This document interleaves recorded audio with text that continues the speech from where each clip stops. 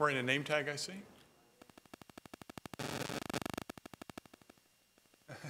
It's all right. Someone's there. Commissioner Capers. Yeah.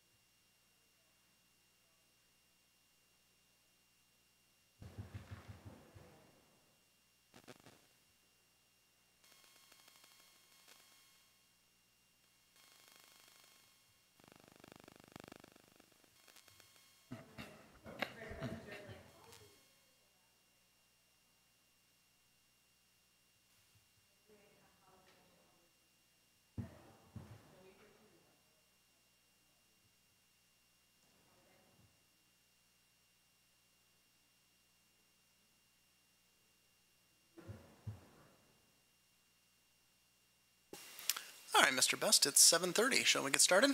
Welcome to the November 29th Arlington County Transportation Commission meeting. This is our December meeting, which means it's our last meeting for the year. I was going to introduce two new members, Julie Evans and also Naomi Mesvin, but I do not see them. So perhaps we will see them shortly. With that, item 1, citizen comment. We have no speakers for item 1. Item 2 is the West Glee Bridge emergency replacement. We have Mr. Viola here this evening to give you an update.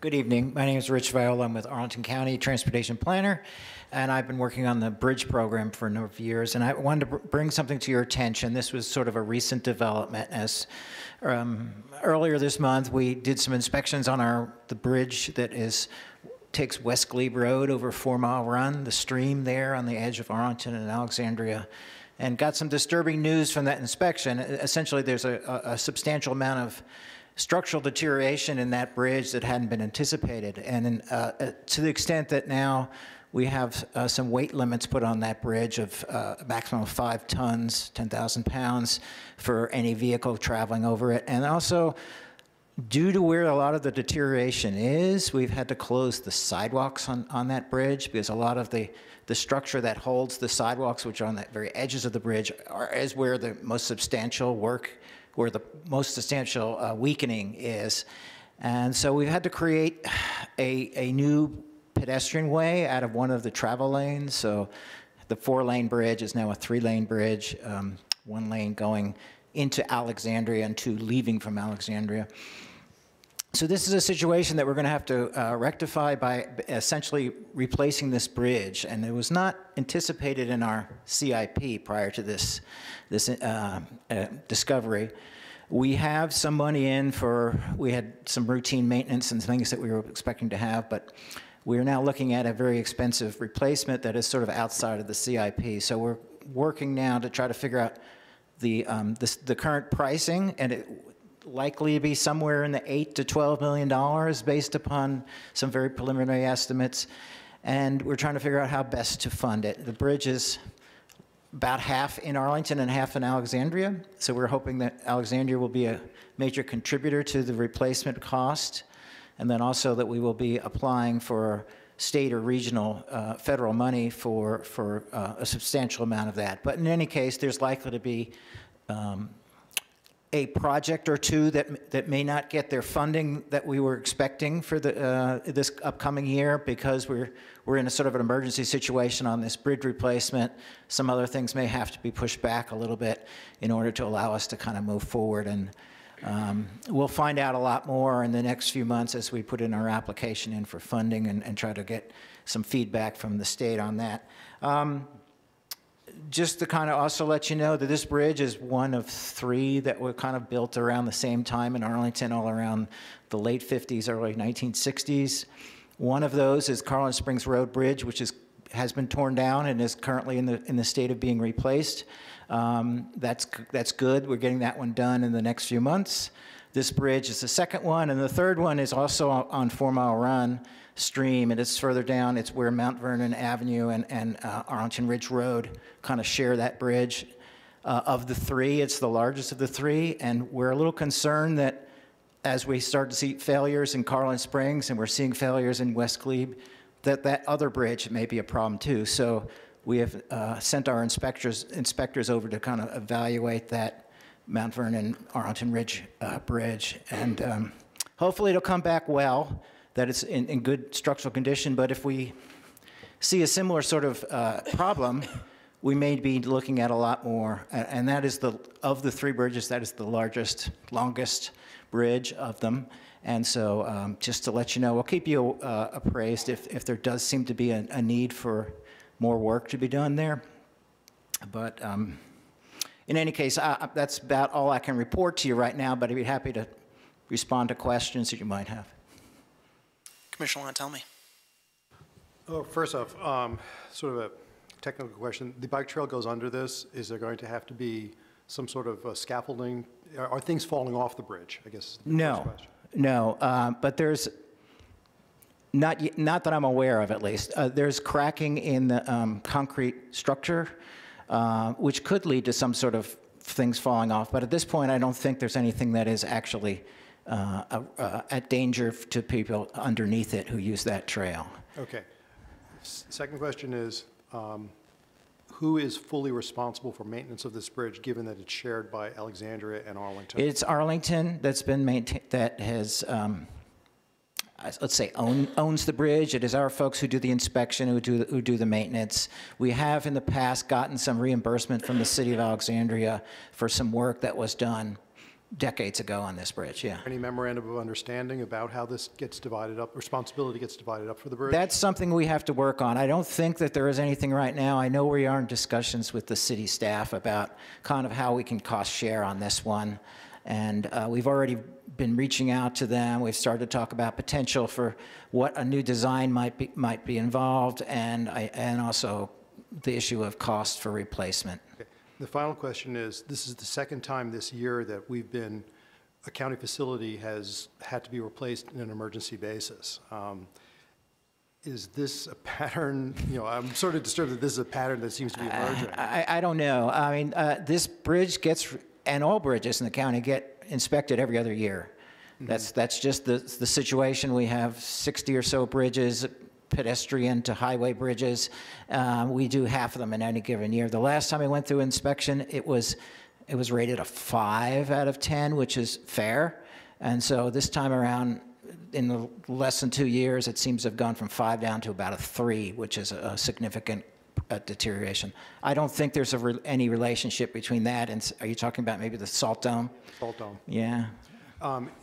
Should these older bridges then be on a more accelerated schedule for like an every year inspection rather than every 2 years? Because once things get older, they do start deteriorating faster. Maybe we need to change our procedures for older facilities. It could be. I mean, that's certainly something we're now concerned about because we really had not had this sort of situation before. And I don't know if we have many more bridges other than the 2 that we just talked about that are sort of this vintage. But we may want to step up the inspections. And is the Mount Vernon Bridge scheduled to be replaced also? Because given that 2 of the 3 are... Well, neither of them were in the CIP. Neither the West Glebe or the Mount Vernon were in the CIP for replacement, though we had kind of anticipated that some bridge in the county would need some replacement.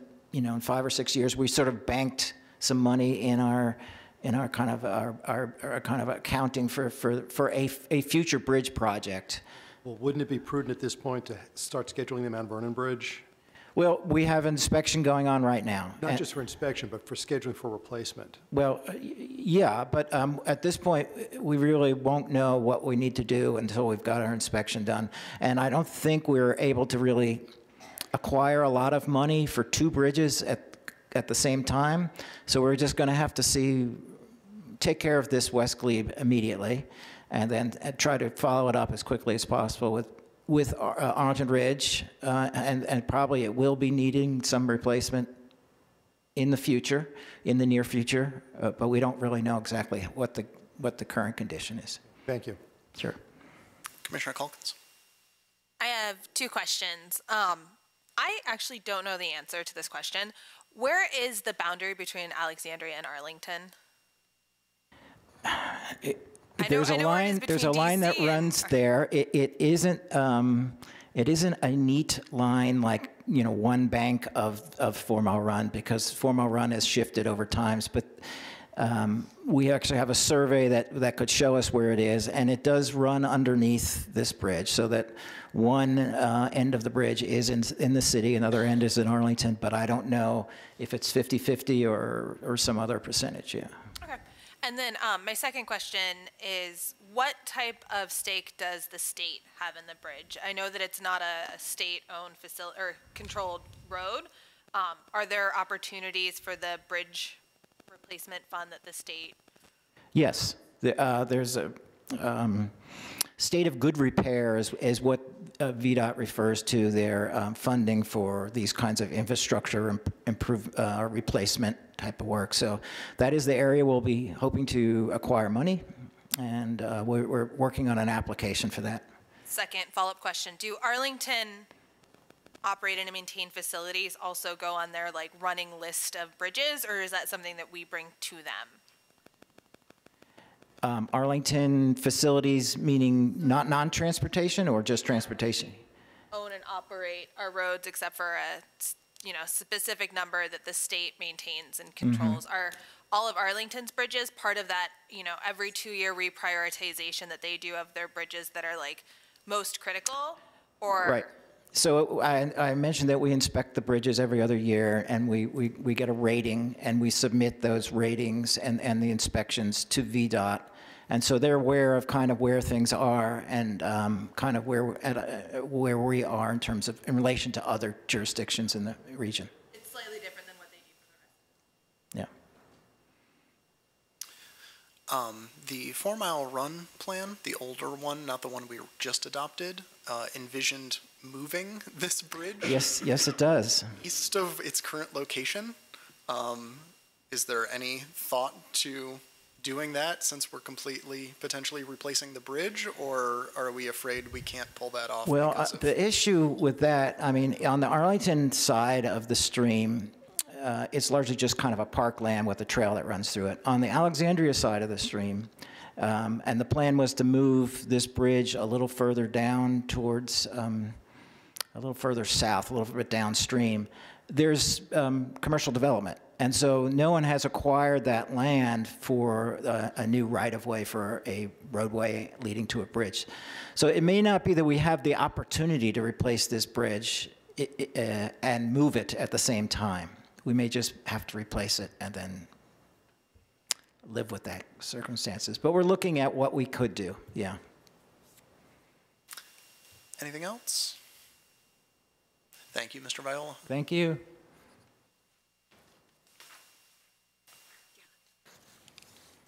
Our next item is item number 3, the 12th Street South street project. And actually, our management team has asked that this item come off our agenda so the project manager could reach out again to the Civic Association. Apparently, there's a few unknowns about this, and they really want to share it locally first. So I see this back on our agenda, perhaps January or February. All right. And our next item is item 4. This is the Child Care Initiative Zoning Ordinance Amendments. This is an info item.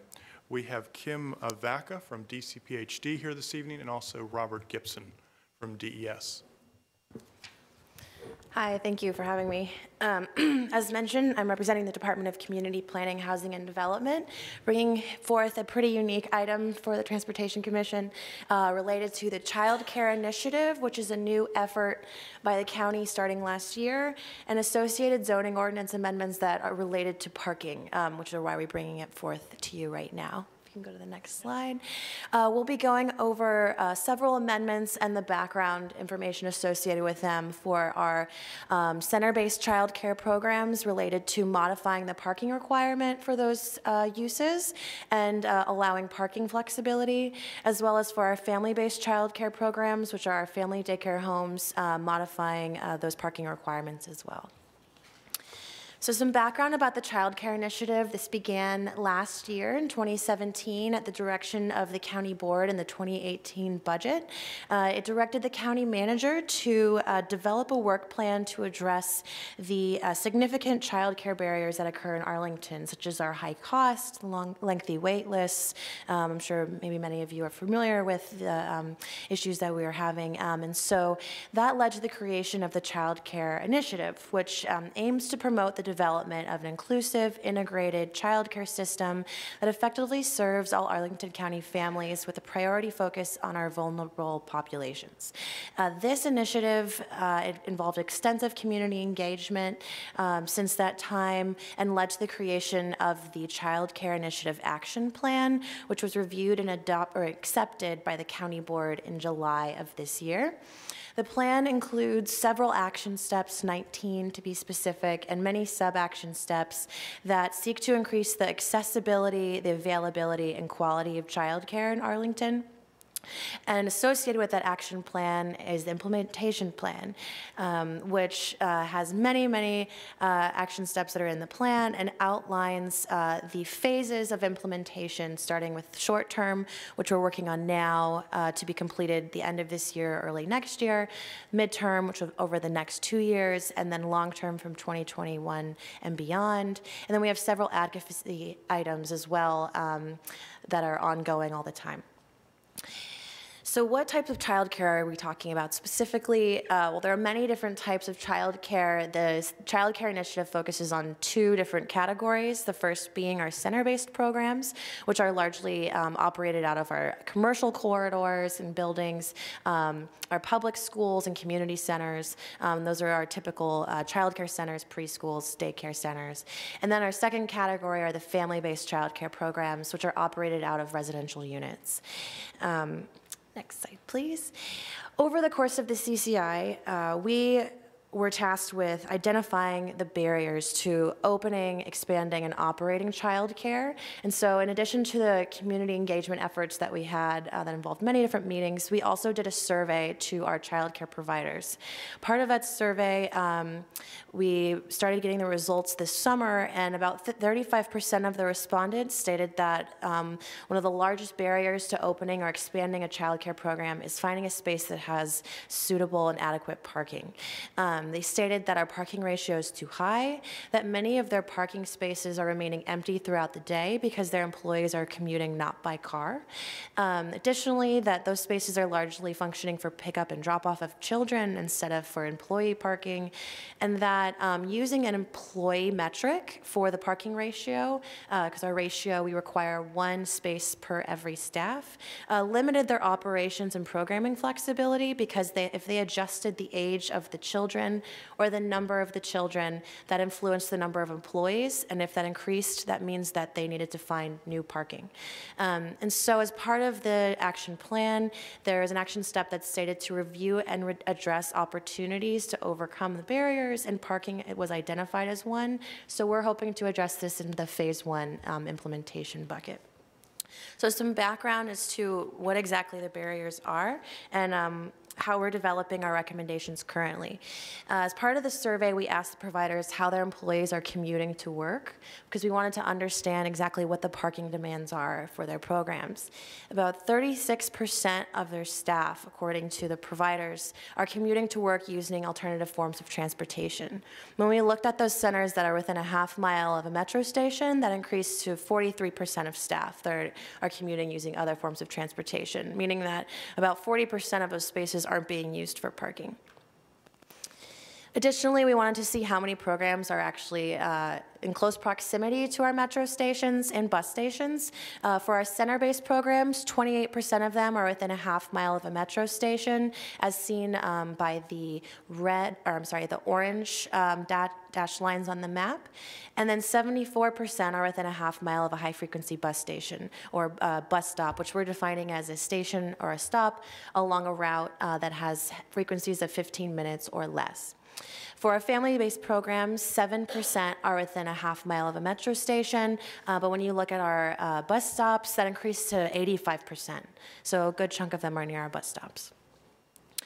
Some other things that we looked at were whether we should still be requiring spaces per number of employees. I was researching other jurisdictions, and there didn't seem to be a golden standard for a metric for childcare programs, but 3 trends did occur. Jurisdictions typically regulate parking either by number of employees like we do, or by number of children, or by square footage. And so we wanted to see the pros and cons of each item, especially since we heard from the community and providers that the number of employees wasn't working for them. So for number of employees, the pro would that be it easily determines staff parking needs. However, as I mentioned before, the number of employees is dependent on the number, age, and group size of the children and the square footage of the center.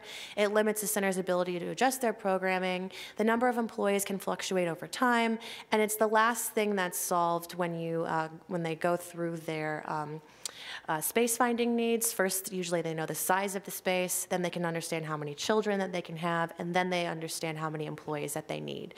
So it's kind of the last piece of the puzzle. For the number of children, that's usually determined early in the process. It's included in our use permit conditions as a maximum, so they can go anywhere below that. And then it also easily determines pickup and drop off and parking demand.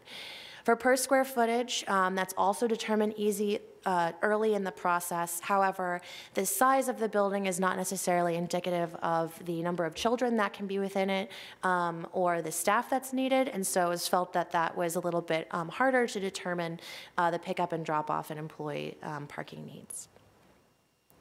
Another thing to consider related to our family-based programs is understanding how many employees could be employed within a family daycare home. The county code regulates the number of employees needed for every child, not the zoning ordinance, which is chapter 59 that regulates this issue. In a family daycare home, we currently only allow 9 children, but as part of this effort, we're seeking to potentially increase that to 12. And so I just wanted to outline for your information that at 12 children, if you have all of the children are under 2 years of age, that it would involve 4 staff as a minimum in a family daycare home. So in seeking to modify the parking ratio from a number of employees to some other metric, I wanted to understand what that looks like because it's not readily translatable. So I looked at similar use to a child care program or center, and that was elementary schools because they involve young children, pick up and drop off, and visitor parking.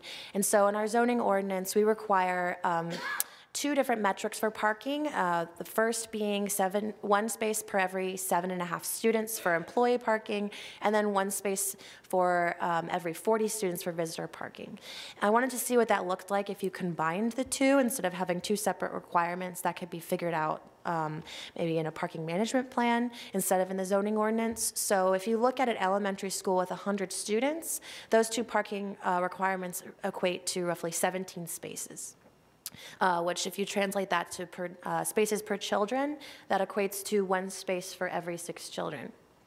So I wanted to see what that looked like if a 100 student or a child care center with 100 children capacity, what that would generate in terms of number of staff, because that's what we're requiring for our parking metric.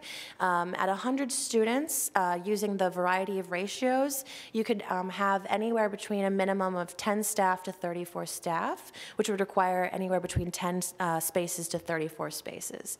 Comparing that to the elementary school requirement at 17 spaces, that seems to be in the middle tier between 10 and 34, if not on the lower end, but we think that that could be okay since it seems that we may be over parking our child care centers anyway.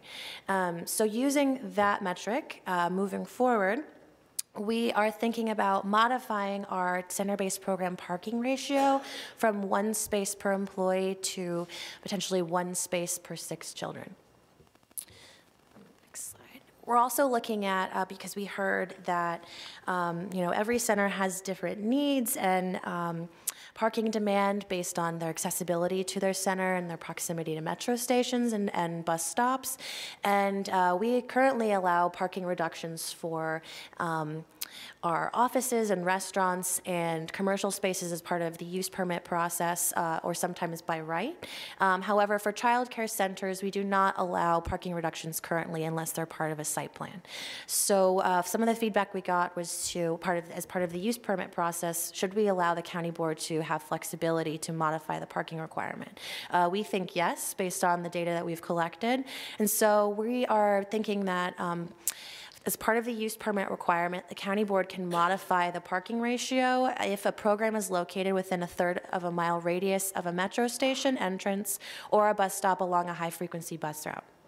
We also are thinking that to qualify for a reduction, that the applicant should demonstrate that they can accommodate sufficient parking, queuing, and circulation for pickup and drop-off of children, and that if there are adverse impacts of parking demand, that they're mitigated and implemented through either a shared parking program or by implementing TDM strategies. This is similar to what we require for our community pools and schools for allowing parking reductions for those types of uses. For off-site parking, the zoning ordinance allows off-site parking currently. We are for child care centers, and the first 3 bullets are in the zoning ordinance currently. We are thinking about adding what we added to the parking reduction section, which is that they should demonstrate that sufficient parking, queuing, and circulation for pickup and drop-off is maintained. Next slide. So the differences between what's existing and then what could be proposed are, first, parking reductions are not allowed for our center-based programs outside of the site plan process. The proposed or potential zoning ordinance amendments would allow parking reductions as part of the use permit process. Secondly, parking reductions are currently only allowed outside of the site plan process for restaurants, office, and commercial uses within 1,000 feet of a metro station. This potential zoning ordinance amendment would increase that distance of 1,000 feet to 1/3 of a mile. So that's a new change that could potentially happen. Additionally, in our zoning ordinance outside of the site plan process again, parking reductions are not allowed for uses near bus stops, only for our metro stations. And so this would allow us to use parking reductions within our bus stops that have high frequencies. Additionally, as part of the use permit process for our childcare centers, we require that they submit, after approval by the county board, a parking management plan so that we can understand their pickup and drop off and parking needs. This is done before obtaining a certificate of occupancy. In order to determine whether they can reduce their parking, we are suggesting that they submit a PMP or TDM plan as part of their use permit so we can understand whether they can actually reduce their parking requirement at that time. And lastly, the off-site parking requirements currently does not require that pickup and drop-off of children be maintained, but we are adding that requirement potentially that it could. For our family daycare homes, part of the task of the CCI and part of this process that we're moving forward with was, should the county increase the number of children allowed in our family daycare homes? Right now, as I mentioned, we have a maximum of 9 children, although the state allows up to 12. Arlington County and Alexandria are the only 2 jurisdictions in the state and in the region that have a capacity set at 9. So for a variety of reasons, we're looking at allowing family daycare home to go up to 12 children. That's important because, next slide, we are seeking to change the parking requirements for family daycare homes as well. So currently we don't have a parking ratio or parking requirement in the zoning ordinance.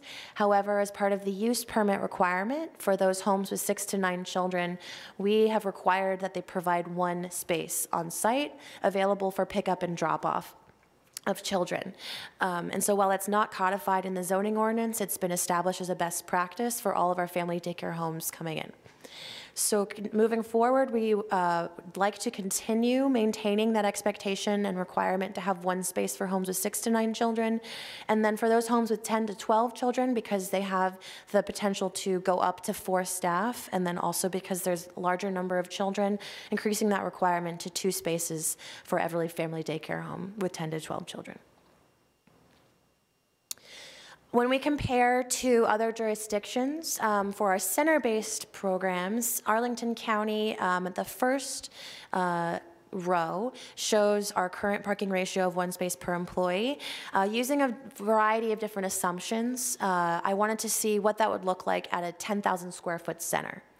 And then I compared that to other jurisdictions that use parking ratios either by number of employees, number of children, or gross floor area. And when you compute that out at a 10,000 square foot center, you can see that Arlington County's ratio is actually one of the highest in the region, at 40 spaces. The only 2 that are higher are Loudoun County and then the City of Falls Church, which are more suburban and less transit accessible than we are in Arlington County. The proposed option for consideration at 1 per 6 children could potentially decrease that requirement to 34 spaces, which is more in line with Fairfax County and Montgomery County, and would decrease that requirement in Arlington. For family daycare homes, typically other jurisdictions do not have a parking requirement for family daycare homes, although you can see in the City of Fairfax, in addition to the parking spaces they require for single family or townhouse development, they require 1 space for those homes with 5 to 7 children and 2 spaces for those with 8 to 12. The other jurisdictions that don't have parking requirements simply typically require that pickup and drop off occurs on site or that it doesn't impact the surrounding neighborhood. So that parking, the pickup and drop off is pushed into the required 2 parking spaces per dwelling unit that occurs on site. see, I think that's it. Oh, next slide. So our next steps moving forward, we would love to receive any feedback from you all about these potential recommendations. We are still finalizing them and receiving community input as we are here. Later in December, we'll be going to the county manager and county board to brief them on the proposed options for consideration, and then we'll be presenting our staff recommendations to the Child Care Initiative Work Group and Leadership Roundtable at the end of December. In January, we'll be having a community open house where you will see actual formal staff recommendations. We'll still be receiving input at that time, and then we'll have an RTA in February and bring the zoning ordinance amendments to the Planning Commission and County Board in March. The other Child Care Initiative efforts will be going in future phases over the next 2+ years. And that concludes my presentation. So if you have any questions or comments, my colleague from DES is also here to assist. Thank you very much. I just want to lead things off and say this is a lot to take in, and it would have been great to have had these materials in advance with the rest of our briefing materials. I think you would have gotten more useful feedback. Sure.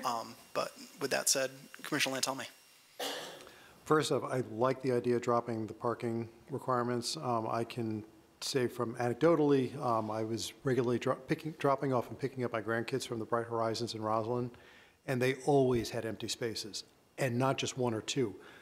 It seemed like acres of empty daycare dedicated spaces during the middle of the day. So it's, yes, this is a move in the right direction. I also think it's good that we will be treating the different, giving the flexibility to treat different daycares in different locations in different ways, because the needs will be different that way. So I think the flexibility is very, very important. I was thinking actually of almost a more radical proposal is, do we need any parking ratios? Wouldn't a market take care of that? Because it's a combination of recruitment and parents being able to get the kids there and not. Any daycare that doesn't have the right number for its employees and then for its customers isn't going to work. So they might be the best ones to determine what their parking needs are, rather than us trying to prescribe it ahead of time when there's no experience. I'm not sure it's really, this is almost a solution in search of a problem. Anyway, I'm just throwing that out for discussion. I might be missing something. Now, I can understand picking up and dropping off requirements for that, because that's a lot all at once, twice a day. And that can be very disruptive for various areas if you don't have some sort of way to deal with that. But for the parking otherwise, do we need to do this? Thank you. We've actually heard that from several different stakeholders as part of this community outreach effort. Although the zoning ordinance has a parking requirement for every different use in the county, and so if we didn't actually specify or enumerate it in the zoning ordinance, we'd have to pick a similar use that's listed and use those parking requirements. There's a caveat at the bottom of the parking table that says that. So the way that we can kind of meet that desire or need is having that flexibility. So we're not proposing to prescribe a percentage reduction. We're leaving it up to the applicant to state what they'd like to reduce their parking ratio to. But the starting point would be that 1 per 6 children. Commissioner Calkins. I'm going to echo your thoughts. Can we flip back to the comparison table where we were comparing Fairfax to local jurisdictions? Fairfax is still lower, even under our option. I find that shocking. Prince William, we should be on par with DC and Alexandria. And I think we should back in that way. We have very similar demographics and characteristics. I think that parking is always such a barrier to finding good space, and we often overprescribe it in so many ways. I don't have kids, but I have so many friends and family members who find challenges in finding daycares and have heard the horror stories of trying to get daycare applications through. We need to be making it easier, not harder, and these numbers, while maybe better than what we currently require, are not as progressive as Arlington County's transportation policies typically are, and I would really encourage you to set the bar really low on their amount of required parking, and if they need more, they can build more. but we shouldn't be having them explain to us why they need to build less.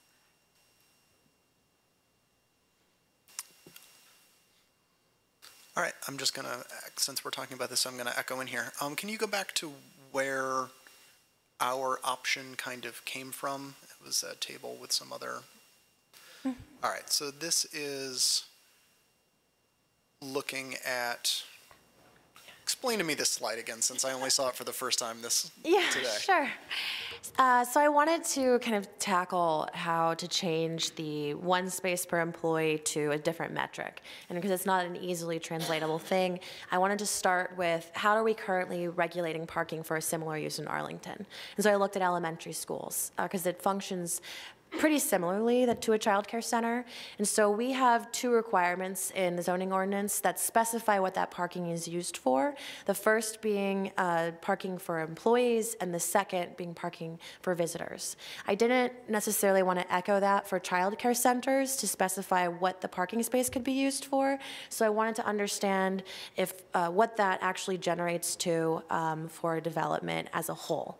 And so just keeping it an easy number at 100 students, if you divide by 7.5 students, that equals 13.3 students, which equates to 14 spaces, because you always round up, for employee parking. And then to determine visitor parking, you start with 100 students, divide that by 40, that equals 2.5, which rounds up to 3 spaces. So 14 plus 3 equals 17 spaces, or 0.17 spaces per child. When you flip that around, just what does that equate to? 1 space per how many children? That's 1 space per 6 children. So that was kind of a starting point. And I wanted to test that out to, okay, what are we currently requiring for a similar example of a child care center with 100 students instead of elementary school with 100 students? For a child care with 100 students, we would park that at 1 space per every staff. So I tried to understand, okay, well, how many staff does that require? And that could generate anywhere between 10 staff if all the children are 4 years and older, because there's 10 children for every staff required, or that could generate 34 staff potentially, because if they're all under 2 years of age, every 3 children needs 1 staff member. And so that could fluctuate, depends on the programming of that child care center. That could change over time. We don't typically know that, but those are the ranges. And so when they come in for their use permit today, they're supposed to quantify the number of staff that they'll have, so we know how many parking spaces they need. And like I mentioned, that seems to be problematic for our centers because that can change. And so at 17 spaces, this is much lower than the 34 spaces. So if a child care center today had 2 years and younger for their children, we now would require them to have 34 spaces. With a new potential proposal, that would go down to 17. However, for those centers that have only 4 years and older, right now, if they had 10 staff, we would require 10 spaces. So this new metric would increase it to 17. So this is kind of in the middle of what could occur at a child care center with 100 students, if not on the lower end of that spectrum. But we felt more comfortable that it was on the lower end instead of on the higher end, just because of what we've been hearing from the community and the feedback. And so no matter how we tackled it, especially comparing it to the other jurisdictions, we felt that our current requirement was too high, and that this was maybe a little bit more in line with what could occur for child care centers. Pairing that with the flexibility that we are potentially proposing to reduce parking, we felt that child care centers could have, if they wanted to reduce from that number, that they had the opportunity to do so. Thank you, that's very helpful. So now that I'm confident that I understand this slide. I want to echo Commissioner Lantelmi and say that I really think that our minimum parking ratio for child care centers should be 0. We should have a minimum, and that minimum should be 0. The issue with having a minimum and then having flexibility is that minimum always becomes the fighting point when we're having a conversation in front of the county board. That is always going to be the sticking point as well, but they're asking for a reduction. They don't have enough parking. They're asking to park less parking than they need, when we know that that number isn't necessarily the number that they need. If we don't go that route, if we do create a minimum number, I think this is entirely the wrong way to be going about it. I mean, Okay. I'm all for basing it on the number of students instead of the number of staff. I think that is absolutely the way to go if we're going to go that way. But coming up with that number based on the existing parking ratios in the zoning ordinance is building a house on top of sand. Like, those parking ratios don't have any basis in reality to begin with. So we're creating new parking ratios based on old parking ratios that are based on parking demand in 1971. So if we are going to decide that we are going to require a minimum number of parking spaces and go with the flexibility, we need to be going out to these child care centers and saying, what is your actual parking demand right now, and picking a minimum that is below that. Because that parking ratio, that parking demand they are seeing is artificially inflated by the fact that they are being required to have more parking than they actually need. And when there's more parking than you actually need, there's no reason to manage it. So the businesses aren't giving them giving the employees transit benefits, and they're not charging them for the parking spaces and all of the things that we know they could be doing that would reduce their demand, because they don't need to. They have more parking than they need. So they're giving it away for free, and they're not inducing any other means of travel. So our minimum should be less than the demand we are seeing in those centers as it is. That's my 2 cents. Thank you. Other commissioner comments and questions? Commissioner Weinstein? Thank you, Chairman Slats. You very eloquently said basically what I was going to ask and say. But one question I did have, kind of building on that, was, do we have any data on the actual parking usage at daycare centers right now? Like, how many are being overparked by, twice as many as they need? Because I think that would be very helpful information to use to get to some sort of ratio. Obviously, a minimum of 0 and building off of that would be ideal, but at least knowing where the baseline is. If, the average daycare has, 8 employees, but they actually only 4 of them use the parking spaces, then we should kind of use that as information to base the parking ratio off of. And I kind of echo Chairman Slatt's sentiments. I have a hard time understanding this slide. So I think, looking at the baseline of what's actually being used and then building off of that, and whether that means you're using the per employee ratio or the per child ratio, that's fine, but just finding a accurate baseline to go off of would be very helpful. Commissioner Bros? Yeah, and just to echo that, I think you had some earlier slides around the proximity to metro stops and bus lines. I mean, that kind of understanding more the usage of public transportation and how people are actually coming to the child care centers obviously would be much more information and data that you could use to get to this. But I think just supports the fact that we don't really need to mandate parking. Commissioner Price? I want to echo a lot of the comments that were said here. I do agree. I think this is a solution to a problem, a solution in search of a problem. I think the parking minimum could be 0, but then I applaud you on this effort, but then there's the parent in me who actually has been doing pickups and drop-offs of their children from a local daycare provider, and I can tell you that around certain, the hour in the morning, the hour in the afternoon are problematic, and the limited number of spots that our daycare had created huge headaches for everybody in the area. As well as for parents. But what I would be curious about is to understand, in terms of the workers, where are they? Do we have sort of, I guess, a general idea of what their travel patterns are like? Because from the daycare that we used, a lot of the daycare workers were traveling and commuting in from Woodbridge to come here. So taking metro or taking transit is not an option. As much as I wanted it to be, it wasn't an option for them. So I would say you need to get this right. And I agree. I want to reduce the amount of spaces, and I hate the thought of it being overparked. But this is something that's sensitive to a lot of people. So you need to get this right. Can you go back a slide? And I just want to clarify one thing. I think the minimum should be 0, not because I think we should be building a lot of child care centers that don't have any drop-off and pickup or parking spaces, but because I think that the businesses will acquire sites that have an appropriate amount and that they will make it work.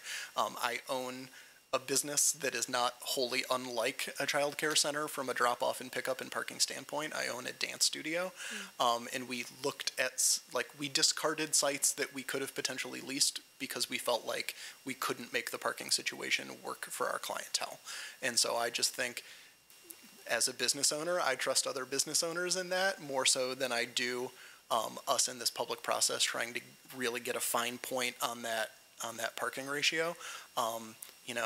As business owners, our life is on the line, our financial security is on the line, and we're going to try and get that parking ratio right. And I think we should trust in the free market a bit more than we are right now on the parking standpoint. Anybody else on this issue? Commissioner Calkins? Does this come back to TC prior to the board? This was simply, at this point in time, just an informational item. So I apologize for not getting this to you in advance. If that is a request that you have, please let me know, and I will forward that up. I would think that because this is significantly parking related, that this is an item that the board should receive a Transportation Commission recommendation on. Okay. Thank you.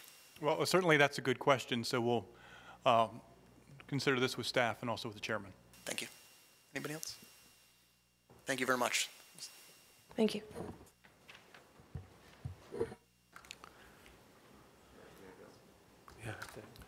The next item is item number 5. This is the American Legion site plan info. I'll turn this over to the applicant for an overview. Thank you, Chairman Slatt. I just wanted to let my fellow commissioners know that I am one of the attorneys on this project, so I'm going to fully recuse myself from discussion tonight and the discussion when it's an action item in January. So I'm going to leave the room, get a hot tea, and Commissioner Price will text me when you are done. Thank you, Commissioner Weinstein.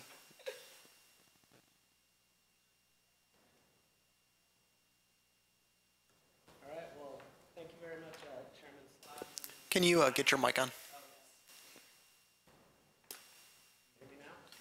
Push it a little harder.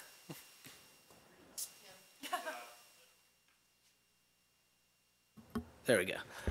All right.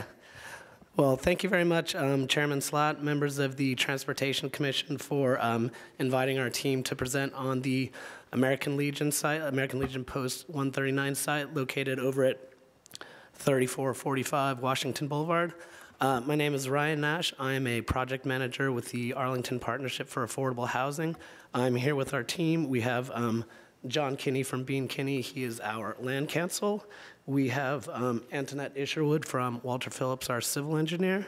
We also have Robert Atkinson from Davis Carter Scott, the architect on the project.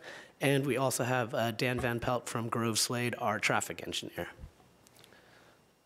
So just to start off, brief history on APA. We are a 29-year-old award-winning mission-driven nonprofit developer. We're deeply committed to owning and advocating for affordable housing. We currently own nearly 1,600 rental units, 16 properties in Arlington County. We currently have 422 units under construction, 10% of which are designated for permanent supportive housing. One of the cornerstones is our resident services program. We have a lot of partners, AFAC, La Cocina, Voice, that becomes kind of a cornerstone of our properties. And, excuse me, I'm sort of coming down with a cold. A little bit about the site itself. What we're looking to do is 160 units, predominantly 2- and 3-bedroom units for families. We currently are looking to have 96 parking spaces, which would be a 0.48 ratio. Looking to do Earthcraft Gold, so looking for green, low energy. We are Metro and Transit accessible, and we're looking to, for the Legion home itself, we're going to be demoing the existing site and creating a new 6,000 square foot space for the American Legion when construction is completed. And finally, through last year, we went through the LRPC and GLUP study. We're adhering to the GLUP study principles. So to that, I'll go ahead and turn it over to our counsel, John Kinney. Good evening. Thank you, members of the Transportation Commission. I'm not sure this is on. Okay, fine, very good. The county board about a year ago, last November, went through a GLUP study. It was a major GLUP study. And the 3 sites that were really critical to the discussion are set out below. You have the American Legion site, which is the site before Unite, which is the first of the 3. You have the 11th Street Development site, which is in the process, but not going forward right now. And then you have the YMCA site, which is a little further along, maybe as much as a year or 2 along. So one of the things that we're very aware of is the fact that we are going first, and anything we do on transportation and other things has to be flexible enough to connect with the future development. So we've tried to follow that. We've also tried to follow the principles that were set out by you and the county board. They're set out here in terms of the ones that immediately affected transportation. And I think you'll see as the other speakers go through and talk about some of the flexibility we tried to build in so that we'd be able to respond when the Y comes in with their plans, we'd be able to respond to being able to participate in what would happen there. The other speakers will kind of address specifically the different principles. So I'll just turn it over to Antoinette and let her go through the first part of that. Thank you.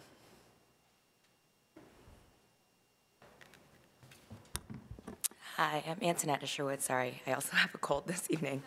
But so just to give you an idea, here's an aerial overview of this site. You're probably all familiar with the location of the current American Legion. It's off of Washington Boulevard at 3445.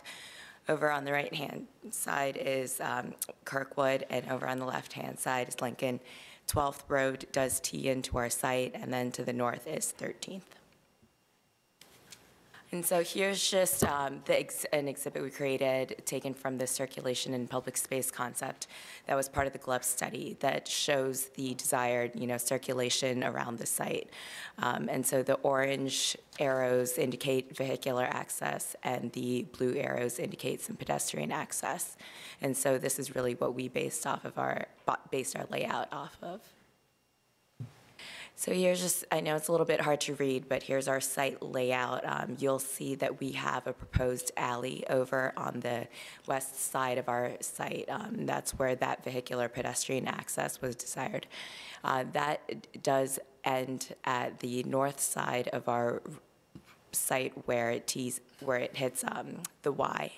And along the northern portion, we are proposing a 25-foot clearance to leave room and flexibility for the future alley development along that side.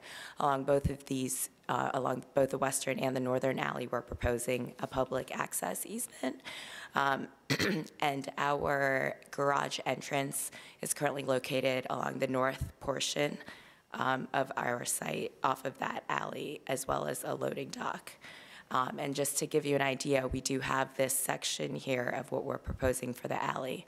It is going to have a 6-foot clear sidewalk adjacent to the building, a landscape strip, and then it is going to have a 7-foot parking lane, 2-foot travel lanes, and then because of the fire marshal requirements, we're having an additional 4-foot grass pave access in order for him to be able to access that alley.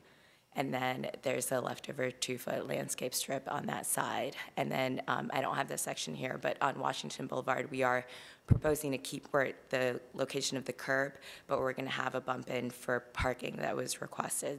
There's room for one on-street parking space, and then we're going to have a 10-foot clear sidewalk and landscape strip there as well. So I'm going to turn it over to our architect. Good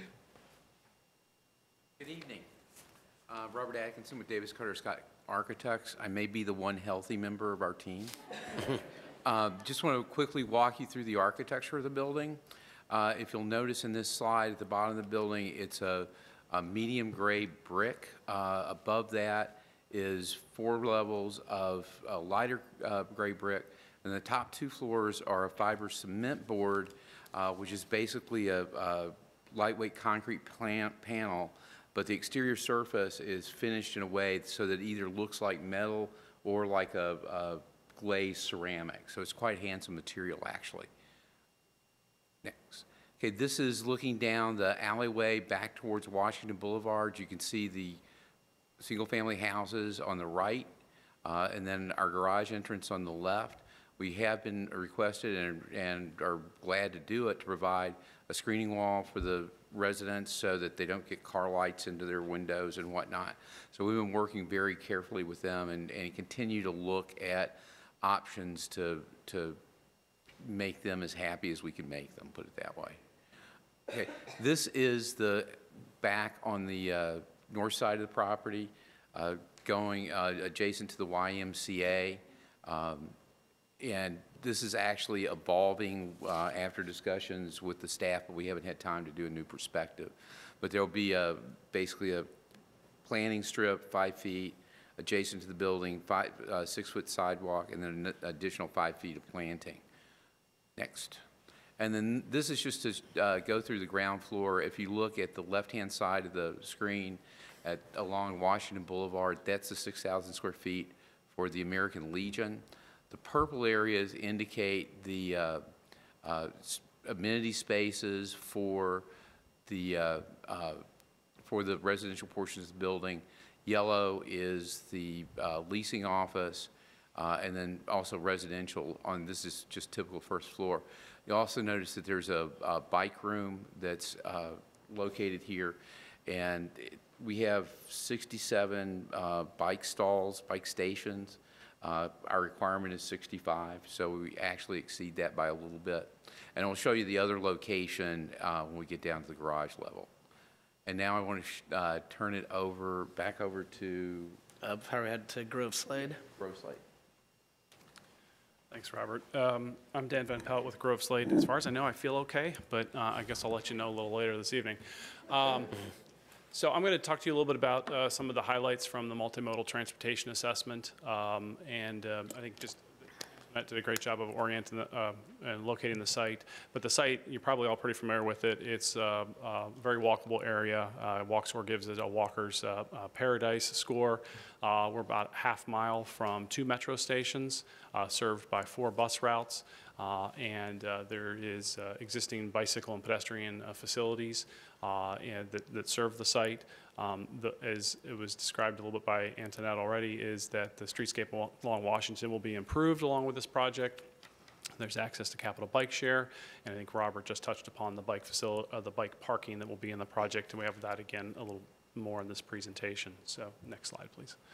Speaking specifically to transit, so we have Orange and Silver Line service. Virginia Square is our nearest metro station, about 6-minute walk away. Clarendon Metro is just a little bit further at 0.4 of a mile. There are bus routes. The 38B is pretty much right out at the front door. There's 5 stops on Washington Boulevard. There's the 2 stops on Kirkwood, 1 on Fairfax, an art service in the neighborhood along with OmniRide. There's also car sharing that is in the neighborhood. Next slide, please. So just speaking a little bit more to overall pedestrian connectivity, what the slide on the right shows is destinations that are walkable within the vicinity of the site. Again, high walk score. Our transportation assessment looked at these walking routes. Most of the sidewalks near the site do meet ADA standards, and most of them are meeting MTP standards. And again, this redevelopment will improve the conditions along Washington and also work towards implementing some of the GLUP goals to improve connectivity and porosity. Next slide. Speaking of bike facilities, there are bike lanes on Kirkwood, which gives access up to the Custis Trail. There are bike lanes to the south on Fairfax Drive. There are signed bike routes in the neighborhood, and there are bike share stations nearby. There are bike routes at the metro station also. The site will, as Robert mentioned, it's 67 bicycle parking spaces. Conveniently, 38 of those will be on the ground floor, which is always nice, and then there'll be 29 of them in the garage. Speaking to the vehicular analysis, there were 5 intersections looked at on Washington. As mentioned, the American Legion already exists on the site. So the trip generation associated with the 160 additional affordable dwelling units added to the site we're not talking about a whole lot of additional trips. So when we scoped the transportation assessment with staff, we kept the study to looking really at Washington for the vehicular analysis, but we did do the larger multimodal review in the assessment. Given the low number of trips, there's not really a whole lot to report to you on the vehicular analysis, and really not much in the way of mitigations. And I think with that, I turn it back over to Robert, or do you want me to talk a little bit about the parking? Okay, I guess I get to talk about parking. There will be a one-story below-grade garage that gives 96 spaces at a 0.48 parking ratio, and that's consistent with the off-street parking guidelines that were recently adopted. Actually, we're just across the street from 0.3 for market, and it could even go less for affordable. The way that the parking and the project will work is that there'll be 20 for the Legion and then 76 for APA portion, the residential portion, for a total of 96. I think this is where I'll turn it back to Robert. So the upper chart illustrates the unit mix within the project, and then the parking count. We're under the 15% allowed compact spaces. We meet the standards for handicap spaces. As we said, there's 96 spaces total in the project.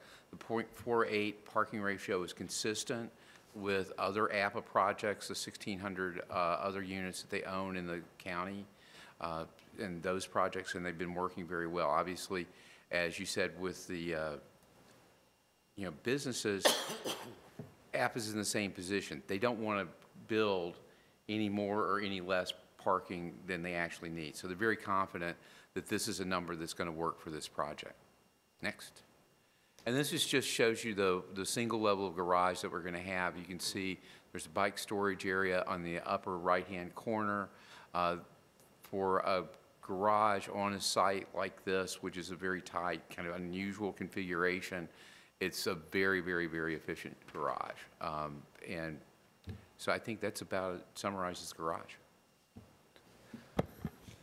All right, so just to follow up on what Dan and Robert were talking about, our parking ratio, we took a look at other APA properties, in particular the properties that have this 90% walking score above. Currently, those are parked at about a 0.46 ratio, but the supply that we have for those is about a 0.73 ratio. So currently, the bulk of our properties are underutilized from a parking standpoint. And then to take sort of a further look back, property-wide, so including all our existing properties, we are parked at about a 0.56. This is, including properties that are not metro accessible, and those altogether as an average are, for parking supply are at 0.79. So overall, with our portfolio, we are oversupplied on parking, underutilized. So which is why we're looking to, for our particular ratio for the Legion project. And with that, thank you very much. And if you guys have any questions or comments, please feel free. Thank you. Does staff have anything to add? Thank you, Robert Gibson from DES Transportation. So as we look at this project, the new GLUP study that was done provides some good guidance. This project and its sibling projects or neighbor projects are going to significantly increase the transportation network and connectivity through this, what I would call sort of super block area that has yet to be built out. And that connectivity, I think, is a fundamental question of some of the SPRC review that we're going to be going through, and specifically how this site supports that and contributes to it, even though it is a smaller player than the YMCA significantly. But what we're looking at fundamentally is to ensure that the transportation network that is created really supports the livability of the site and provides key connectivity between open spaces and other public amenities as a public resource. With that, the county board recommended, contrary to the initial plan recommendation, that in the plan that the streets and vehicle ways should be one of three types. They should either be a shared street, a pedestrian priority street, or an alley. And as we look at the MTP for guidance on the design and use of those streets, we still have to do a bit of reconciliation with some other key issues such as fire access, how to support multiple building owners and their use of rights-of-way, and how to look at integrating some of these street types into our overall network of named streets. So that is an issue that we're going to be examining as we bring this project through to through the public process. The next meeting for this is December 11th, and you're welcome to come or talk to your representative to provide additional comments outside of this venue. In addition to that, one of the other key areas that we're looking at reviewing and trying to address is the request for parking reduction. This site actually is not within the recent study area and guidance that we spent a lot of work on for residential reduced parking, but it is directly across the street from that boundary. So we are going to try to reconcile how to deal with these cases which aren't technically within the metro station area, but as the crow flies, still less than half a mile from a metro station. So we're going to look at how to best present that guidance in a case where it's not the guidance. But still, we have the underlying master transportation plan recommendations on how to reduce parking appropriate for particularly uses like the APA use proposed here at the Legion site. And this will be the first project transforming Washington Boulevard. This is a segment of Washington Boulevard that desperately needs transformation. And this project, along with the projects that we see coming, are going to widen the road to provide on-street parking along the north side of the street. This project gets one space, but that's a start. That's a very important start. And additionally, the sidewalk facilities will vastly be improved. And so we open the floor to your comments, and thank you. Mr. Best, do we have any public speakers on this item? We do not. Okay. Yeah. Commissioner Lanzelmi. Leading off yet again. This came before Planning Commission recently, so it's nice to hear the update. You may have mentioned this, but I just want to confirm. The access along the side of the building toward the garage, that's sort of the first of the public ways that will be penetrating into this super block. Will this be dedicated to the county in fee simple? Will it be an easement? How is this going to be characterized? So I do think that's one of the questions. As we look at the typology that is recommended within the Special GLUP Study Plus, the pedestrian priority and shared streets typically in our other development areas are being dedicated as easements with the underlying responsibility of maintenance retained by the property owner that dedicates those easements, whereas a urban center local street would be dedicated in fee typically, and the county would retain maintenance of that. And so as we get to a better understanding of exactly how this way needs to function, we're going to look to match its function and form with the typology, and then look to deliver the appropriate ownership and maintenance for those typologies. But given that the 11th Street project and the Y are still pretty far away, and how they get planned and what their proposal is will have a very strong impact on the north side of this site, which right now is going to be essentially green space and some paving path, but that could very well be a street, depending on what happens to the YMCA site, or some sort of public way. So there's a lot of moving parts here that won't be really fully coming into focus until presumably this project is built, certainly after it's approved. So how are we working that to keep flexibility to determine what will go there once we get a proposal in from the Y and from 11th Street?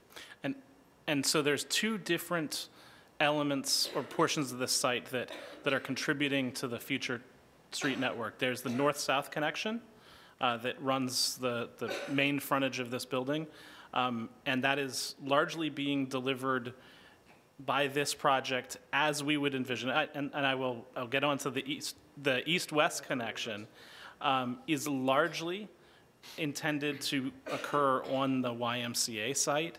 And so what the applicant has proposed is, at a minimum, a 26-foot offset from its property line. And as we continue to discuss this with the community and the commissions in SPRC, we are seeing that 26-foot section, along with a matching section on the YMCA site, could provide a 50-foot building-to-building face, which has a lot of flexibility within it for any number of the street types envisioned by the plan.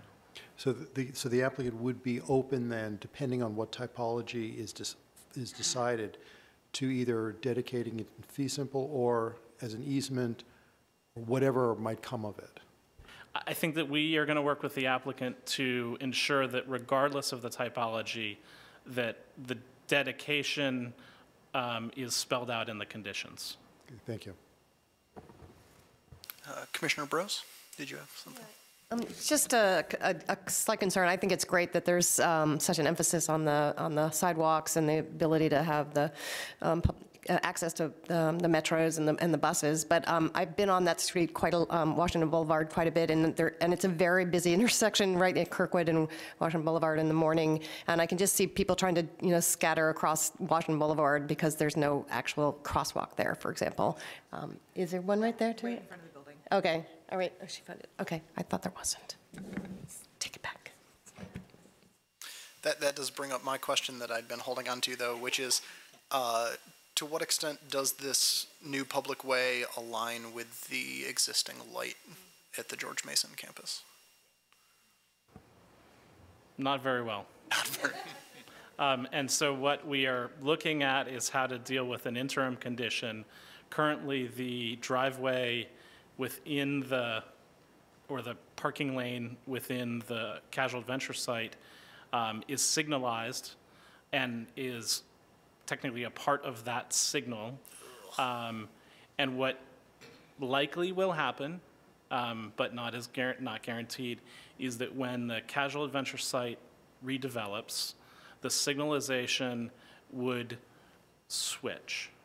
And that site would revise the signalization, as it's also likely that this new north-south way or street is the garage and loading access for that project.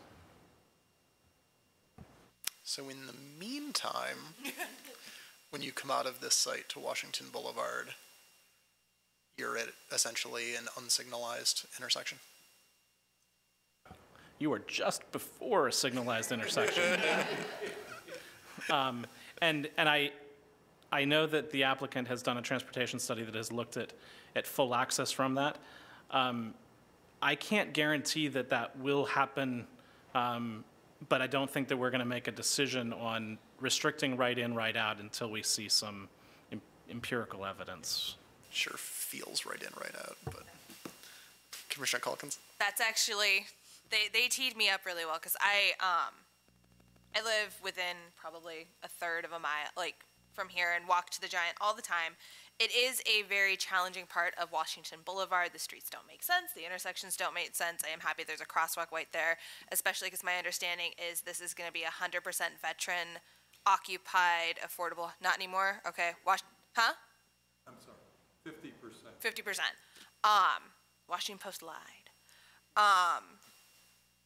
I would be very concerned about lefts in and out of this parking garage, especially out of this parking garage, but honestly into anyway, because you're going to be hanging in the middle of a signalized intersection waiting to get into this facility. My dream for Washington Boulevard is for us to treat it like Wilson Boulevard someday and put in a left turn lane down the middle.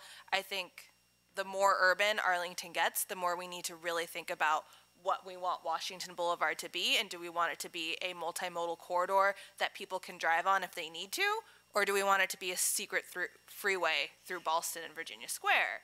I don't know if that's something that can be looked at as part of this analysis to just kind of see how much more efficiently it would handle, or if that's something we want the Y to do, but I do think there's an opportunity to start thinking about Washington Boulevard differently in the long term, especially as we start to see its character change. Commissioner Gary? Yeah, as another Ballstonian, I would just like to echo that, but also as a Ballstonian, I'm really excited about this project.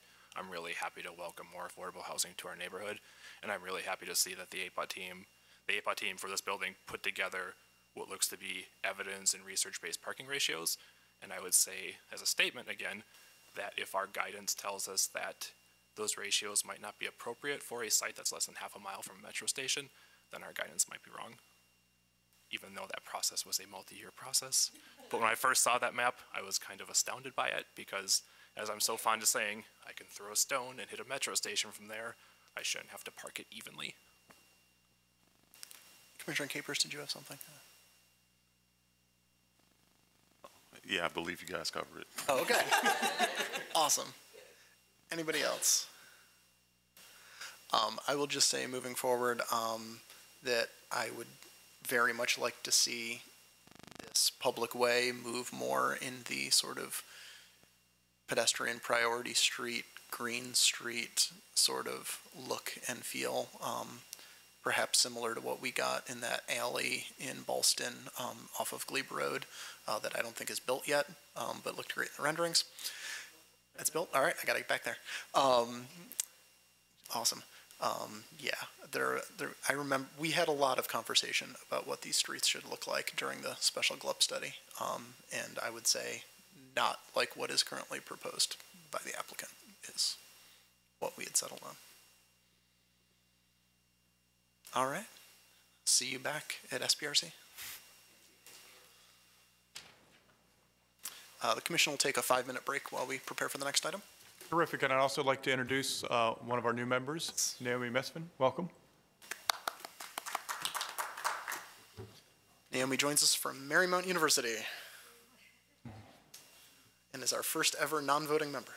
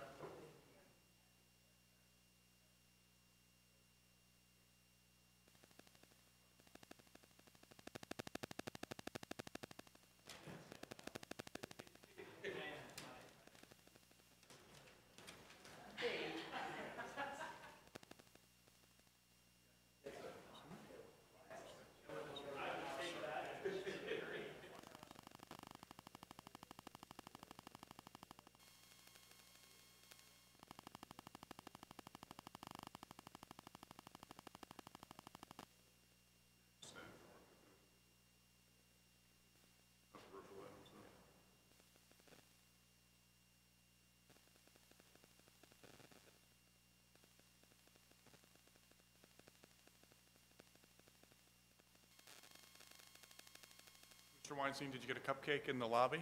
No. Okay. Very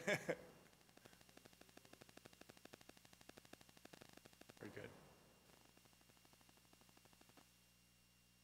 And Naomi, if you want to speak.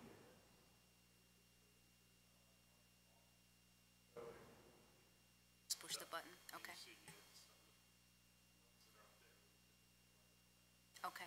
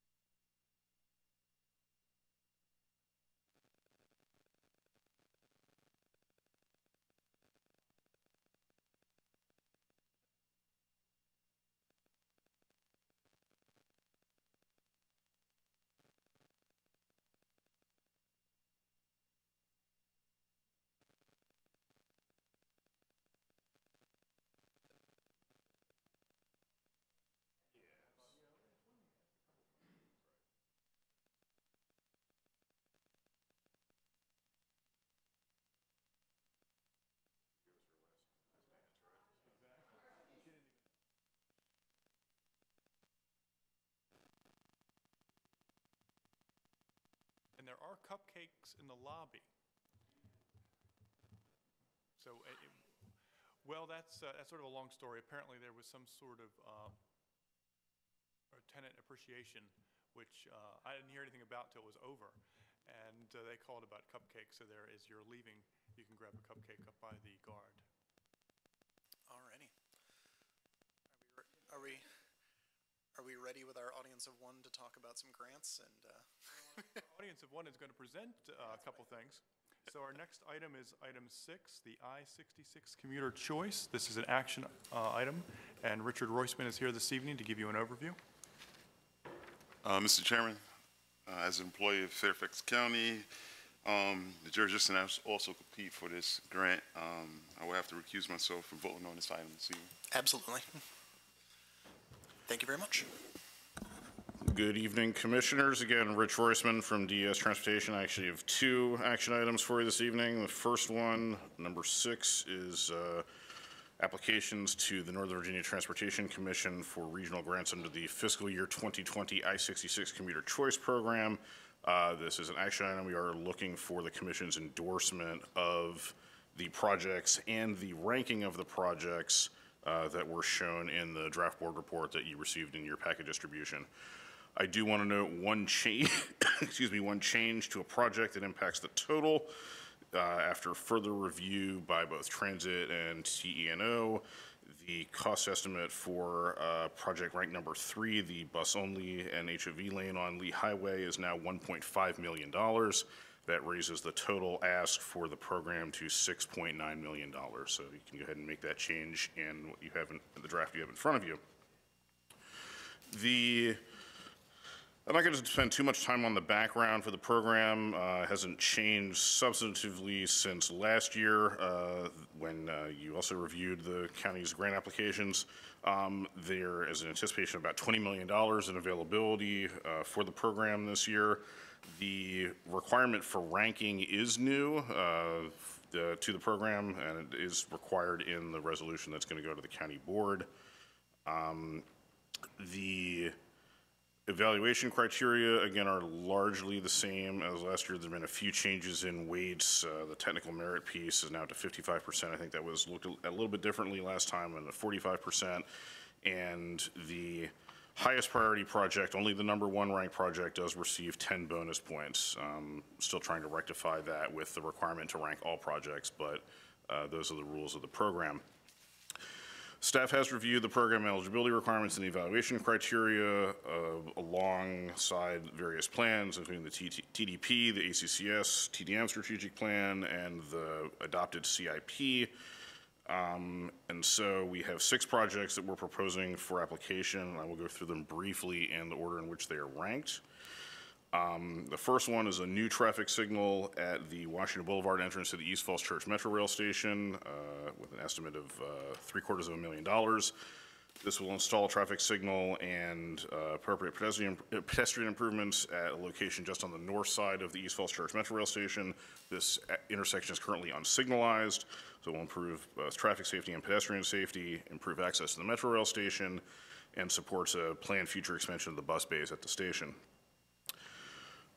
Number 2 are service improvements to the Metrobus Route 3Y, which connects East Falls Church with downtown Washington via Lee Highway. We're looking at operating funds for this one, and we're planning to apply for 5 years, which is the maximum allowed under the program. The estimated cost is just over $500,000 per year for operations, with a total request of $2.6 million. Project number 3 is to design and construct a peak period, peak direction only HOV2 and bus only lane on Lee Highway from just east of North Kenmore Street to North Lynn Street. Again, the estimate for this has gone up to $1.5 million. This is largely a restriping and signage treatment. There are a number of issues associated with this, but we still feel that it is strong enough to go forward to the application process. First of all, let me point out that we put it as HOV2, depends on implementation. Whatever it is, the occupancy level will be tied to the occupancy level on I-66. As you know, I-66 inside the Beltway is currently HOV2 and is will change over to HOV 3+ when the outside of the Beltway portion is completed. Right now, I think the estimate is 2021 for that conversion. This is a 6-lane cross-section, 3 in each direction. Right now, during the peak periods, it carries around 25 buses per hour on routes that are regionally insignificant. So ART, Metrobus, OmniRide, and Loudoun County Transit. The section between North Beach and Roslyn is most heavily congested and sharply degrades bus performance and reliability, which will be improved by the lane conversion. And I point that out because it is intended to be scalable. So we're looking at the full length of the 6-lane cross-section now, but through the process, if there is scalability, so we can cut it down to a smaller subsection if necessary, and is shown during the design analysis. Project number 4, intersection improvements at Lee Highway and Washington Boulevard. This is $400,000 in capital funding. Again, this is just west of the East Falls Church Metro Station. The intersection is currently being improved through projects associated with the I-66 inside the Beltway project through VDOT. That's where the new pedestrian bridge is going to go for the WNOD trail just south of this intersection at the Fairfax Drive and Lee Highway intersection. As part of that, VDOT is also going to replace the signal at the intersection, and they are doing so in a way that will allow this second left turn lane to be done where there'll be room for the signal head. You just put the signal head on at the end of the intersection. But they were not able to accommodate this operational improvement in their scope, so the county is taking it on itself. Again, this is an operational improvement, impacts access not only to the Metro Rail station, but to 66. And if you've driven out there before, with the current single left turn lane, you know that during peak periods, the queues back up several streams down to the other intersections. Project number 5 is a continuation of enhanced TDM outreach in the I-66 corridor. This would be year 3 of 5. The first 2 years have already been funded and are ongoing. It's $450,000 a year for 3 years for a total request of $1.35 million in operating funds. And this does up the level slightly to enhance the program, in addition to continuing the existing ones. Finally, the 6th proposed application is enhanced vehicle presence detection on Lee Highway, $300,000 in capital funds for $20,000 per intersection for 15 key intersections. This proposes to install forward-looking infrared video cameras at key intersections along Lee Highway. FLIR technology improves vehicle detection and presence using thermographic cameras, so it reads better in poor light conditions, poor weather conditions. It improves the overall dissection of the system, which improves the overall operation of the signal, and then in turn the corridor with those enhancements. Let me stop there for a moment and I can start taking questions whenever listeners are ready.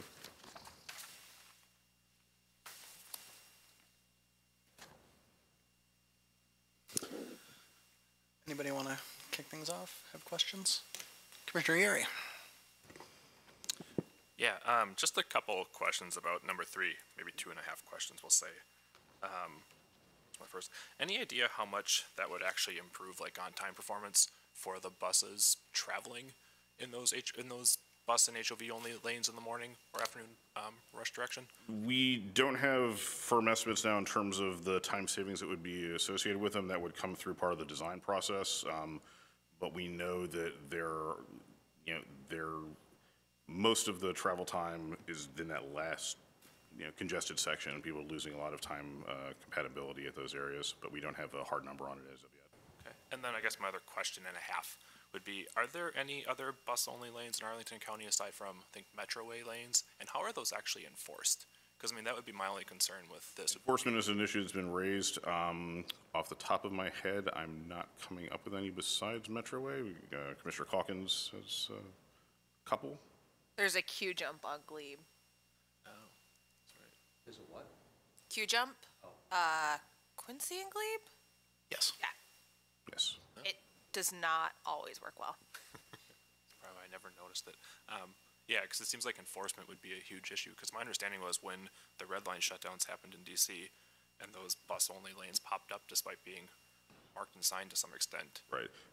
In the District of Columbia, where there are more bus lanes that are in use, enforcement is still an issue, but there have been considerations of going to automated enforcement, where you put cameras out there, again, because this is peak direction, peak peak period only. It would be a limited time window, but you can sort of turn things on and off and use automated enforcement as a possibility. So Does the county have jurisdiction to do automated bus lane enforcement? we'd have to work that out with VDOT.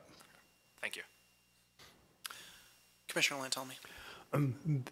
The funds from this, it won't come out of the county's budget, from what I understand. No, this is 100% grant funded. Again, the revenues for the I-66 Commuter Choice Program are a portion of the toll revenues collected on the inside the Beltway portion that go to NVTC to administer this program for multimodal projects that benefit the toll payers of the corridor, not just of 66 itself, of the corridor stretching from 29 in the north to 50 in the south and all parallel facilities to 66. Okay, well, given that this is a finite budget pot of money, because it comes from the 66 tolls, given this is a VDOT road, shouldn't that come out of VDOT's budget rather than out of these tolls, which we could then use at some other county-owned project?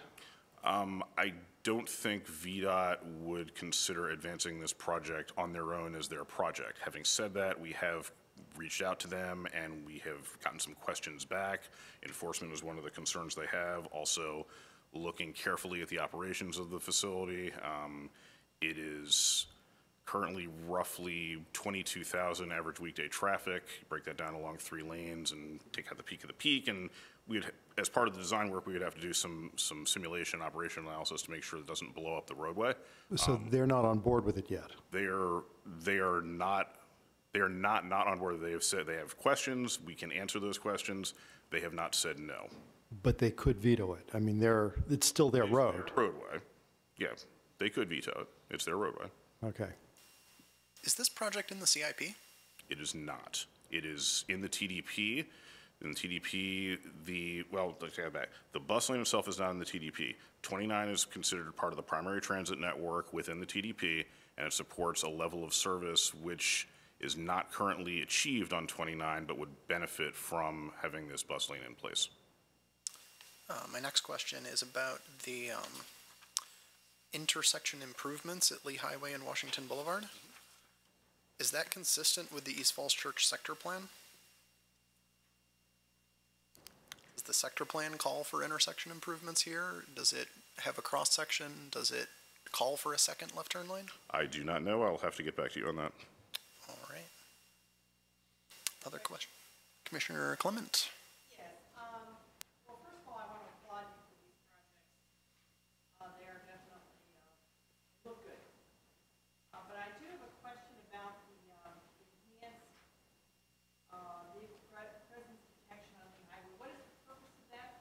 The purpose is to allow the existing intelligent transportation systems that are already in place at the signals along Lee Highway to better detect vehicles as they approach the intersection. Why are they doing that? Is this part of enforcement or some other purpose? No, it's for improved performance of the network and operations of the corridor. It's not an enforcement issue. So, you already have a signal in place. I assume, I mean, I traverse Lee Highway all the time. Right. I was unaware there was anything other than a signal. No, if you look at certain signals, you'll see the sort of standard downward-facing cameras. Those are the presence detectors that make sure that they know when to make a change to the signal if there's a vehicle approaching. You'll see the standard globes that are the video feeds where the traffic management center can see the roadway in those areas. What this is doing is replacing what's in the downward-facing cameras with an improved camera that can see the vehicles better in poor light, in rain, in snow, other conditions, so that the signal itself is getting better information about whether or not there's vehicles in the roadway and operating accordingly. I just want to applaud you on this plan. I think these projects are fantastic. I know that the I-66 Commuter Choice Program, all the funds that come from the tolls have to be spent in the corridor. And I'm very happy to see this list. Personally, I wish number 3 were number 1. As I traverse Lee Highway at the busiest of hours, I can attest to the fact that congestion is a serious issue as you go into Roslyn. So I'm appreciative that it's on the list altogether. as part of the Lee Highway Alliance, I'm the Transportation Board member, and we are truly supportive of items number 1, 2, and 4. So again, thanks to the county for these projects, and I hope it moves forward. And I encourage the members of the board, or members of the commission, to support it. Thank you. Commissioner Calkins? Do we have, I know this has only happened like a couple of years now, maybe the second year of allocations? This is year 3, I think, yeah. Do we have a understanding or a anticipation of how much we are likely to receive through this allocation? It varies.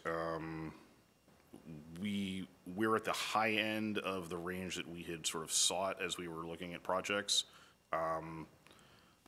They're unlike with some other regional grant funding programs, there's no requirement for geographic balance or modal balance. It is strictly, competitive on the basis of the evaluation criteria. So there's no reason why we couldn't get, toward the higher end of what we're looking for.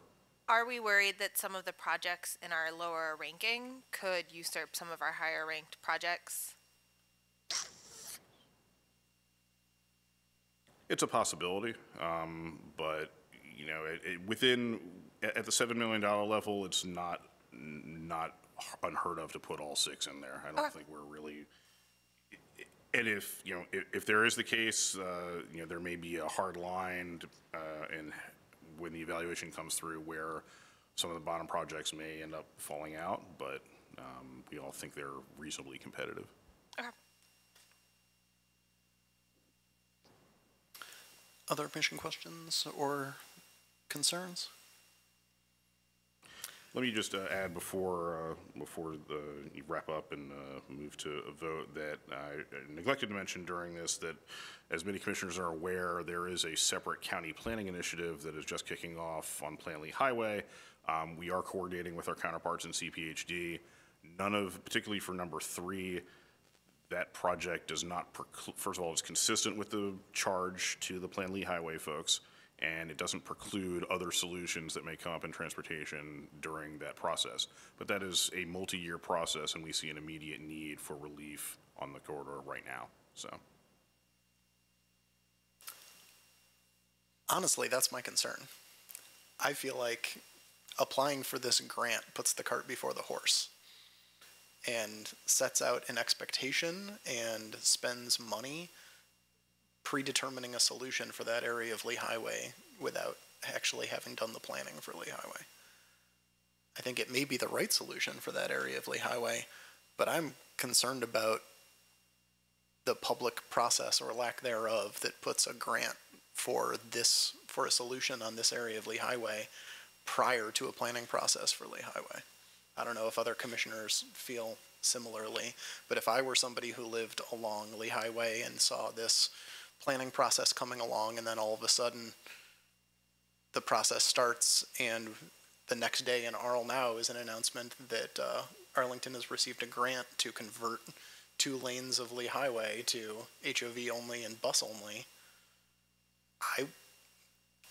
I would be pretty upset, personally, that change was made before the planning process was given its chance to move forward. Commissioner Clement. Well, my question is, I know the question was asked, but can I ask it again? Is this in any plan? Was there a planning process? the conversion of the lane is not in any plan that I'm aware of. But again, the corridor, Lee Highway corridor, is identified in the TDP as part of the Transit Development Plan, sorry. It's in the county's adopted Transit Development Plan. It is part of the primary transit network for the county, which specifies a certain level of service and frequency for this corridor. Right now, we're not hitting that target, and we think we're unlikely to achieve it without putting the bus conversion in. So what is the TDP? So what was in the TDP? The plan itself was not in the TDP. The specification to have a certain level of service on Lee Highway is in the TDP. The conversion of a lane to peak period, peak direction, bus only, or HOV2 is not in the plan.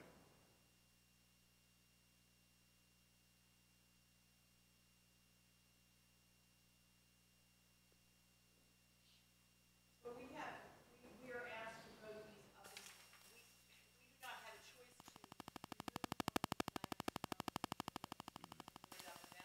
That's at the discretion of the chair. We can make whatever recommendation to the board we want. We can say, we recommend that the board,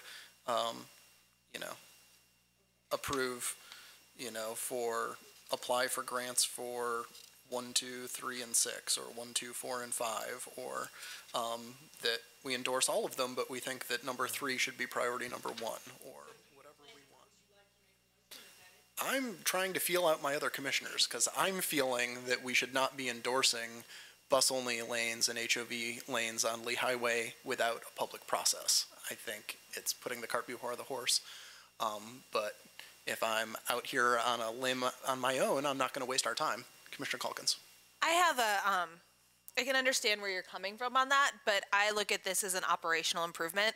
The county has a charge to make sure our transit service works in the Lee Highway corridor, and I believe we have proficient staff, and I look at this almost like an operational improvement instead of a true planning change. If the buses were working, we wouldn't be looking at this, but they're not.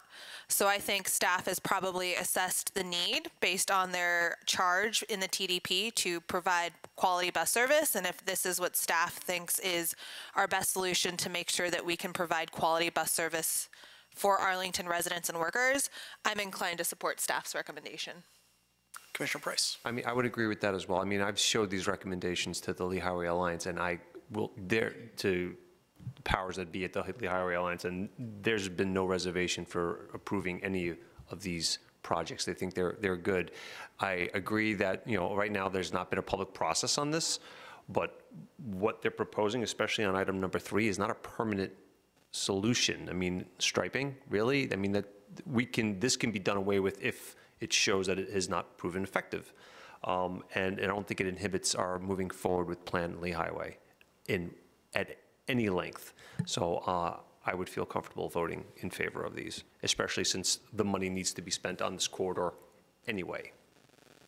It's not going to sit in a bank and wait for us. It's going to be spent. So let's spend it on something that's worthwhile. Other commission comments? I think given the conversation, I would like to deal with this item and then move on to our next item separately, not try and deal with them both in one motion. I had not intended for them to be dealt with together. So let me just add that, if the grant application is successful, as with all regional grant applications for specific projects, there would be a public process that would begin as the project moved into design. So. Sorry, I have one more question about the Washington Boulevard Lee Highway additional left turn lane. So is this on the bridge over I-66? It is. So the median of the bridge would be removed to make accommodations for the second left turn lane. Okay, but the curbs, the curb to curb would not change? That is not expected to do so, no. Pedestrians aren't crossing additional space than they already do. All right, I'm not going to freak about it then. Anybody want to make a motion?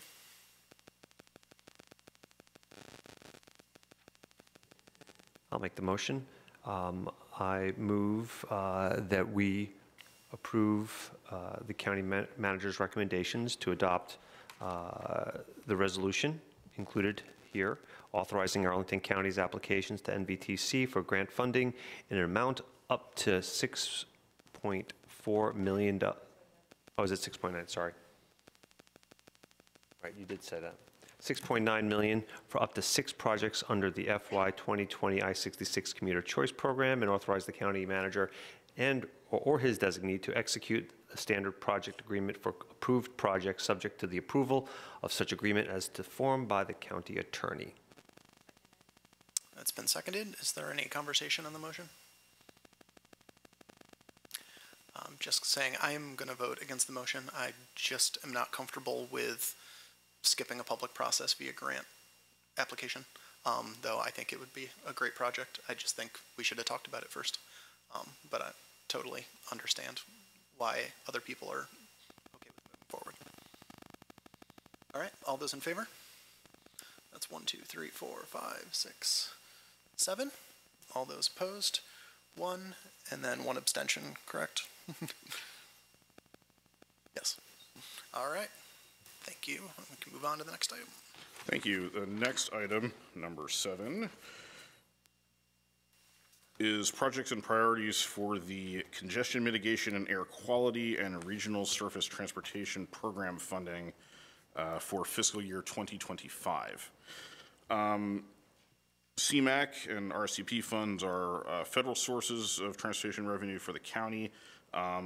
Although they are federal sources in Northern Virginia, the administration of CMAQ and RSTP is done by the Northern Virginia Transportation Authority.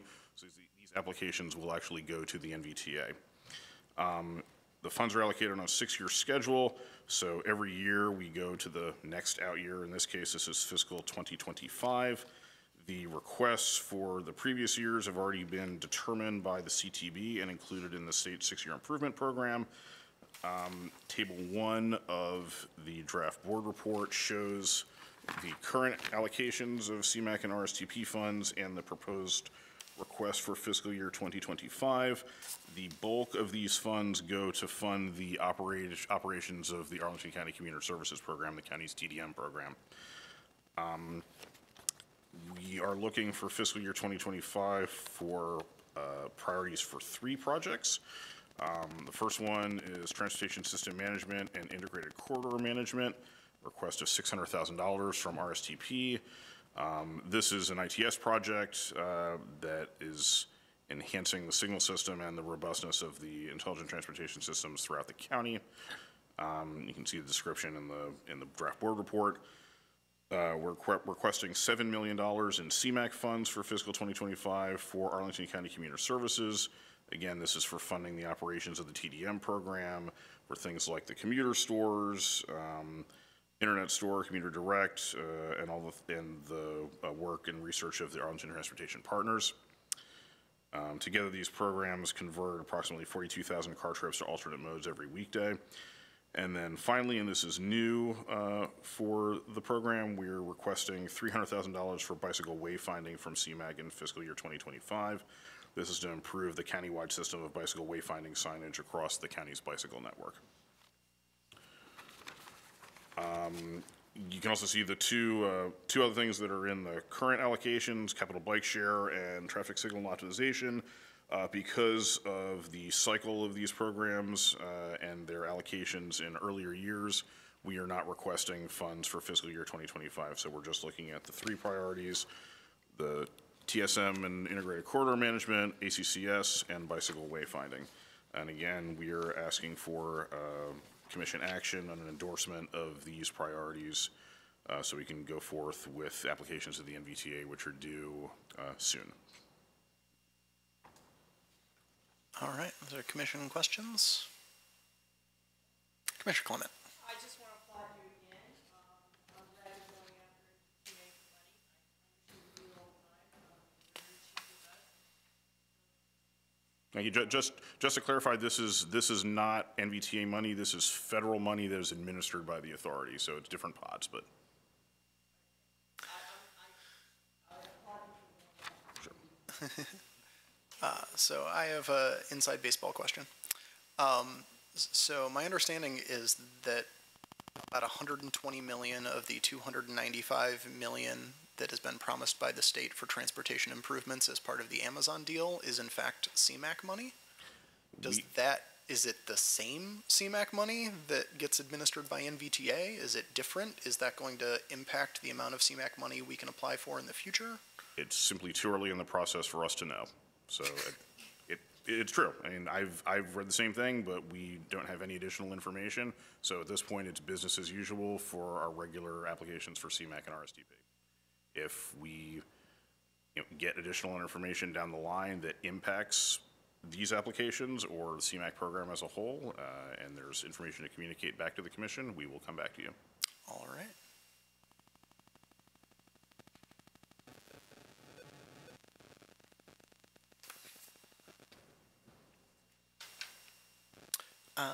Then I will move that the Transportation Commission recommend that the County Board endorse the priorities for the fiscal year 2025 CMAQ and RSTP funding as shown in Table 1.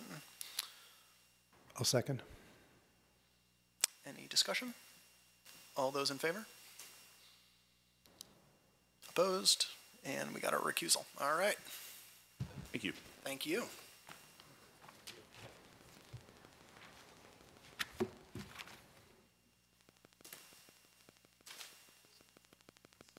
Our next item is item number 8, other commission business.